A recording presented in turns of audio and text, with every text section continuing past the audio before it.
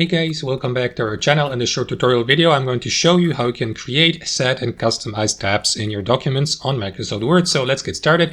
Now, as you can see, we're on a Word document here for the sake of this tutorial. So you can set and move tabs, for example, by placing a mouse anywhere you like in your document and pressing the tab button or key on your keyboard, just like that.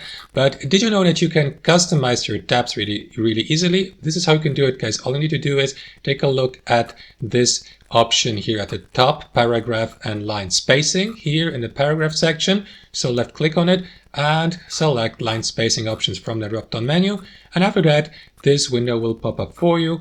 So what you want to do after that is click on tabs here in the bottom left corner to customize your tabs. For instance, guys, you may set a custom tab position, for instance, by entering a digit or a number like, I don't know, 1, 2, 3, or 5 or 10. Let's go with 10, for instance. You may also customize your tabs alignment, left, center, right, and so on and so forth. And also increase or decrease the default tab stops font, starting with 1 centimeter 25. Let's go to 2 centimeters, let's say, and confirm your changes by clicking on OK here, and after that press your tab button or tab key on your keyboard again to see how these changes have been applied. As you can see, they have been applied properly. So that's basically it, guys. That's how you set and customize tabs in Word. Thanks for watching. Hope you enjoyed the video, and we'll see you next time on our channel.